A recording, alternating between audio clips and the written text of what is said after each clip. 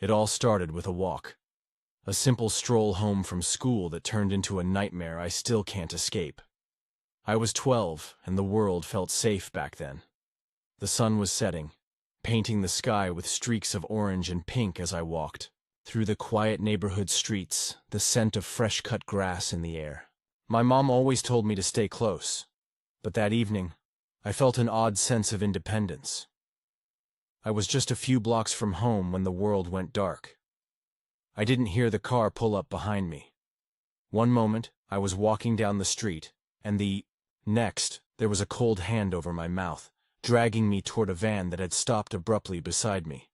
I tried to scream, to fight back, but his grip was too strong, and his other hand quickly covered my face with a cloth. The last thing I remember was the smell of something sweet and chemical. Then everything went black. When I woke up, I was no longer on the street or near my home. I was in a dim, cold basement. My head ached, and I was disoriented, my body sore and bruised. The air was stale, thick with dust and dampness.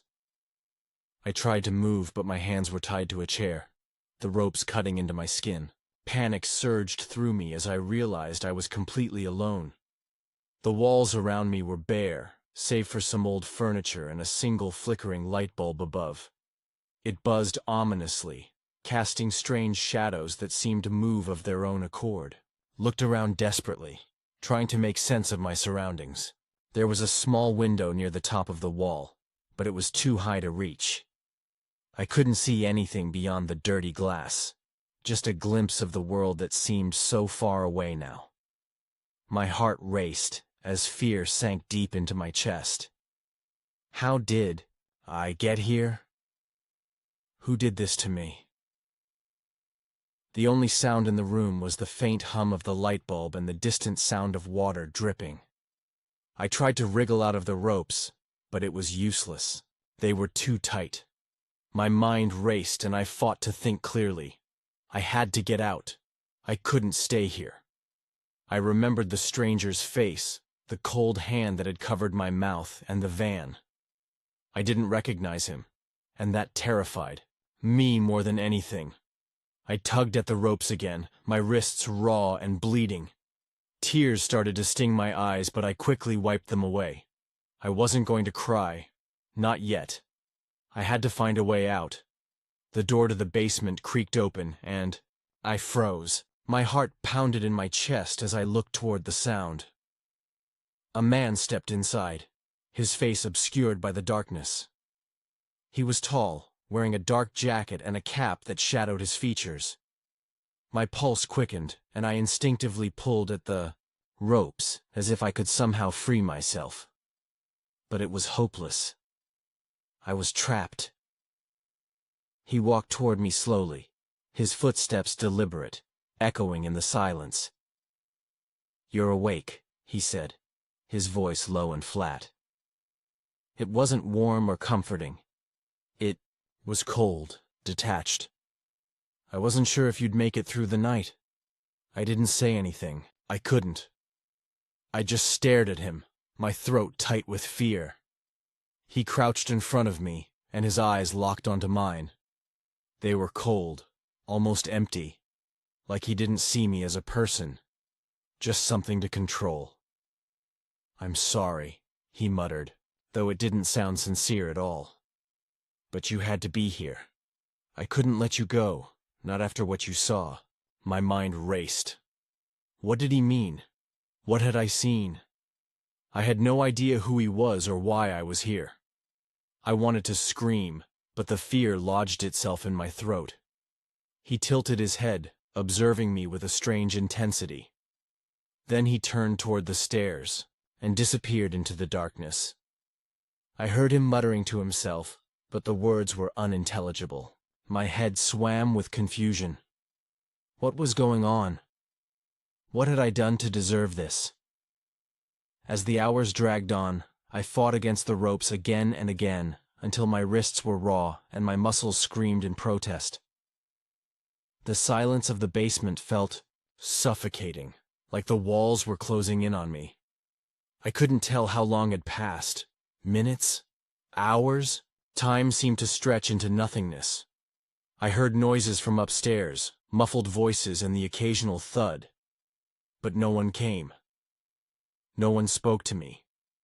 The only comfort I had was the faint light above, though it did little to ease the panic that gnawed at me.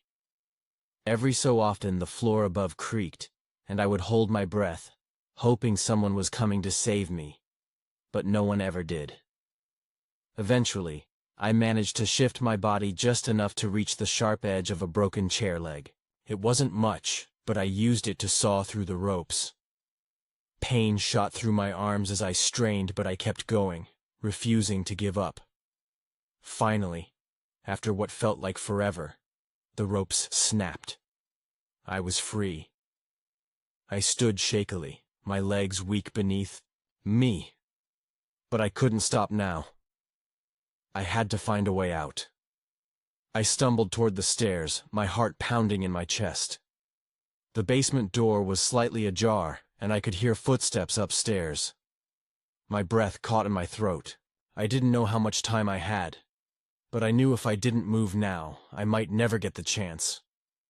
I crept up the stairs as quietly as I could, my bare feet making no sound on the cold wood. The door at the top was closed, but a small crack of light seeped through the edges. I pressed my ear to the door, listening intently. The sounds of the man's voice drifted through, but I couldn't make out the words. I had to act fast. I turned the handle, praying it wasn't locked. It creaked, open just enough for me to slip through. I found myself in a narrow hallway, and the air felt lighter, less oppressive than the basement. But it didn't feel safe. Not yet. I glanced around, trying to find a way out. Then, I heard him again. His footsteps were louder now, moving toward the hallway. I panicked. I didn't know where to go, what to do. But then I saw it. A window, small and high up, but there was a chance. I rushed toward it, trying to push it open, but it wouldn't budge. I yanked harder, feeling the metal frame groan under my strength. And then, it gave way. I crawled through, my heart racing as I landed hard on the ground outside. I didn't look back. I ran. I ran until my legs burned, until my lungs ached. I didn't stop until I reached the nearest house, pounding on the door and screaming for help. The police arrived shortly after, and they found the basement. But by the time they got there, he was gone. He had left, vanished into thin air. I never saw him again. But the nightmares still haunt me. Sometimes when I close my eyes, I hear the soft creak of the basement door, the whispering voice calling my name, reminding me that I was never truly free.